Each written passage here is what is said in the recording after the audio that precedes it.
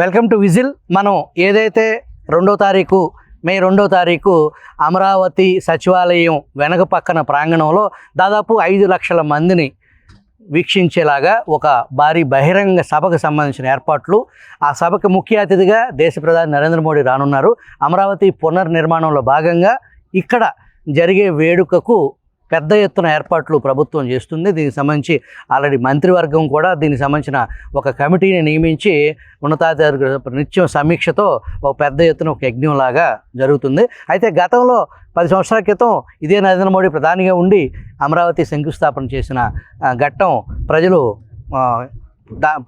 పూర్తిగా దాన్ని ఆ రోజు ప్రధాని అంత పెద్ద బహిరంగ సభలో అమరావతిని ప్రపంచ స్థాయి నగరంగా చేయటానికి ఢిల్లీని తలదన్ని రాజధానికి నేను ప్రోత్సహిస్తాను అని చెప్పేసి నాటి ముఖ్యమంత్రి చంద్రబాబు నాయుడిని ఇతర దేశాలకు వెళ్ళిపోయి ఇతర ప్రాంతాల్లో ఉన్నటువంటి రాజధానులు చూడండి, దానికి ధీటుగా రాజధాని ఇక్కడ నిర్మించేదానికి నేను చంద్రబాబుని ఇతర దేశాలకు కూడా వెళ్ళి చూసి రమ్మన్నానని చెప్పేసి ఆనాటి ప్రధాని హోదాలో ఇదే ప్రధానమంత్రి నరేంద్ర మోడీ తెలియజేశారు.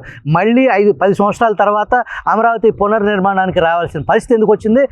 ఒక పక్కన ప్రతిపక్షాలు కానీ సోషల్ మీడియా కానీ చెల్లికి మళ్ళీ పెళ్ళి అని చెప్పేసి అటువంటి విమర్శలు కూడా ఎదుర్కొంటున్న నేపథ్యంలో అమరావతికి మళ్ళీ మోడీ ఎందుకు వస్తున్నారు అనే దాన్ని విజిల్ ప్రేక్షకులకు తెలియపరచడం కోసం అమరావతి ఉద్యమ నేత, స్వయాన రైతు, తుళ్ళూరు ప్రాంతానికి సంబంధించిన గద్దె బుచ్చి తిరుపతిరావు గారు మనకు అందుబాటులో ఉన్నారు. తిరుపతిరావు గారు, చెప్పండి, ఎందుకు మోడీ రావాల్సిన అవసరం ఏంటి ఇక్కడ?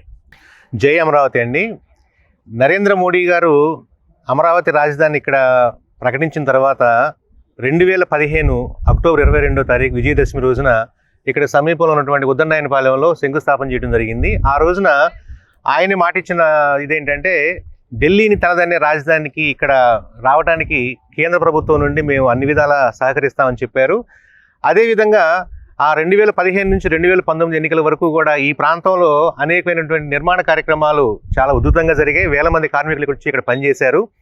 కానీ 2019లో ఎప్పుడైతే ఈ జగన్మోహన్ రెడ్డి ఈ రాష్ట్రానికి ముఖ్యమంత్రి అయ్యాడో ఆ తర్వాత 5 సంవత్సరాల పాటు 2024 వరకు కూడా ఇక్కడ జరిగిన విధ్వంసం అనేది ఏ విధంగా జరిగిందంటే, ఇక్కడ దైవేచ్ఛ అనేది దైవఘటన అనేది ఒకటి మీకు చెప్పదలుచుకున్నానండి. ఈ సందర్భంలో ఇప్పుడు ఏదైతే ఈ అసెంబ్లీ వెనక వైపున ఈ ప్రధానమంత్రి సభకి ఏర్పాట్లన్నీ జరుగుతున్నాయో ఇదే స్థలంలో 2020 జనవరి 20వ తారీఖున 3 రాజధానుల బిల్లును అసెంబ్లీలో పాస్ చేసుకొని ఆ తర్వాత మండలికి పంపించే కార్యక్రమం జరుగుతున్నప్పుడు ఆ రోజు చంద్రబాబు నాయుడు గారు పిలుపునిచ్చినటువంటి చలో అసెంబ్లీ ముట్టడికి రహదారులన్నీ పోలీసులతో దిగ్బంధనం చేస్తే ఇటువైపు నుండి మా తుళ్ళూరు పరిసర గ్రామాల నుండి కూడా మేమందరం ఈ పొలాలకు అడ్డం పడి వచ్చి ఇక్కడ ఈ అసెంబ్లీ గేటును తాకాలి అన్న ఉద్దేశంతో ఇక్కడికి వచ్చినప్పుడు ఇదే స్థలంలో ఇప్పుడు ఏదైతే ఈ సభకి ఏర్పాట్లు జరుగుతున్నాయో ఇక్కడ లాఠీ చార్జ్ చేయడం జరిగింది. మా అందరికీ కూడా దెబ్బలు తగిలాయి.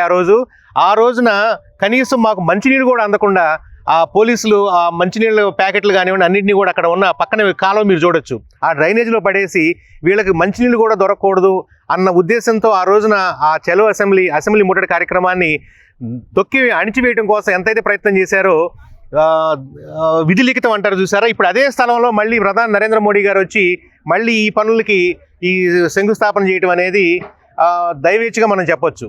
కానీ ఈ సందర్భంలో 10 ఏళ్ల క్రితం వచ్చినటువంటి నరేంద్ర మోడీ గారు తిరిగి మళ్ళీ ఇప్పుడు తీసుకురావాల్సిన అవసరం ఏంటి అని ఒక ప్రశ్న వినపడుతోంది. దానికి నేను చెప్పే సమాధానం ఏంటంటే, జరిగిన విధ్వంసం 2015లో విశ్వనగరం అయినటువంటి అమరావతికి మేము తోడ్పడతాము అని చెప్పి అదేవిధంగా కొన్ని వేల కోట్ల రూపాయల గ్రాంట్లు ఆర్థిక సహాయం కేంద్రం నుంచి అందించినటువంటి నరేంద్ర మోడీ గారు ఆ తర్వాత 5 సంవత్సరాలు జరిగిన విధ్వంసాన్ని ఈ రాష్ట్రంలో ఈ ఒక గొప్ప నగరాన్ని ఏ విధంగా తొక్కేశారు, ఈ ప్రాంతాన్నంతా ఒక ఎడారిలాగా శ్మశానంలాగా వాళ్ళు అనుకున్న విధంగా తయారు చేయడం కోసం ఎంత ప్రయత్నం చేశారు, అవన్నీ నరేంద్ర మోడీ గారు మళ్ళీ కళ్ళారా చూసి ఒక దుష్ట ప్రభుత్వం వస్తే ఈ ప్రాంతం ఒక 5 సంవత్సరాలు ఎంత బాధలు పడింది అన్నది చూడటం కోసం ఇవన్నీ ఆయన వచ్చి చూస్తేనే తిరిగి మళ్ళీ ఈ అమరావతిని ఆయన చెప్పిన విధంగా విశ్వనగరంగా ఎలా మార్చాలి, ఆంధ్రుల కళల రాజధానిగా ఎలా తీసుకురావాలన్న విషయాన్ని ఆయన ప్రత్యక్షంగా చూసి తెలుసుకుంటారన్న ఉద్దేశంతో చంద్రబాబు నాయుడు గారు మళ్ళీ ఈ రోజున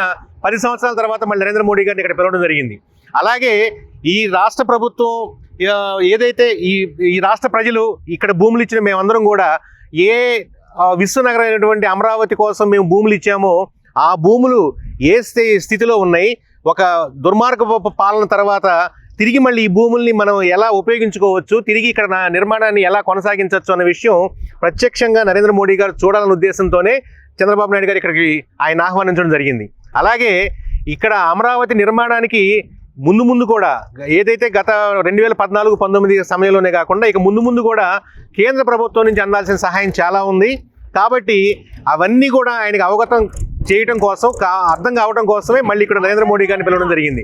అదేవిధంగా ప్రైమ్ మినిస్టర్ గారు కనుక ఇక్కడికి వస్తే నేషనల్ మీడియా మొత్తానికి కూడా అమరావతి అనేది 2014 నుంచి 19 వరకు ఎలా ఉంది, 19 నుంచి 24 వరకు ఎంత నిరాదరణకు గురైంది, ఎంత విధ్వంసం జరిగింది అన్న విషయం ఈ పర్యటన ద్వారా, మోడీ గారి పర్యటన ద్వారా నేషనల్ మీడియా మొత్తానికి తెలుస్తుంది. దేశం మొత్తానికి కూడా గత 5 సంవత్సరాలు జరిగిన విధ్వంసం కళ్ళ కట్టినట్టు కనపడుతుంది అన్న ఉద్దేశంతోనే తిరిగి మళ్ళీ ఒక గొప్ప నగరంగా దీన్ని తీసుకురావడానికి చేయాల్సిన పనులు ఏంటి అనేది ప్రత్యక్షంగా చూస్తారని, అలాగే నేషనల్ మీడియా కానివ్వండి, దేశ ప్రజలందరూ కూడా ఈ అమరావతి నిర్మాణాన్ని వివిధ దశల్ని 14 నుంచి 19 వరకు దశ, 19 నుంచి 24 వరకు దశ, ఇక్కడ నుంచి 24 నుంచి రాబోయే 5 సంవత్సరాలు 10 సంవత్సరాలు ఒక దశ, ఈ విధంగా ఉండటం కోసం, అందరికీ తెలియడం కోసమే నరేంద్ర మోడీ గారిని ఇక్కడ ఆహ్వానించి ఇప్పుడు చూడండి 5 లక్షల మంది ప్రజలు వచ్చే విధంగా ఇక్కడ అన్ని ఏర్పాట్లు చేయడం జరుగుతోంది.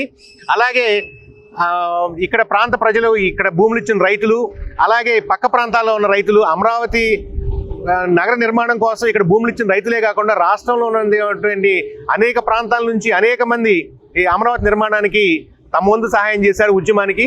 వాళ్ళందరూ కూడా తిరిగి ఆ విశ్వనగరం అయినటువంటి అమరావతిని తిరిగి చూడటం కోసం ఎంతో ఉత్సాహం ఎదురు చూస్తున్నారు. తప్పనిసరిగా వీళ్ళందరినీ ఆ ఆకాంక్షల్ని ప్రతిఫలింపజేయడం కోసమే నరేంద్ర మోడీ గారిని మళ్ళీ పిలిచి ఇక్కడ పరిస్థితులన్నీ వాస్తవాలను ఆయన గ్రహించి తిరిగి మళ్ళీ అమరావతికి కేంద్రం నుంచి రావాల్సిన సహాయాన్ని ఇతోధికంగా పెంచుతారని, తద్వారా ఇక్కడ అమరావతి నిర్మాణం జరుగుతుందని తెలియజేసుకుంటున్నాం. దానికోసం నరేంద్ర మోడీ గారి పర్యటనని ఇక్కడ మేము స్వాగతిస్తున్నాం. జై అమరావతి.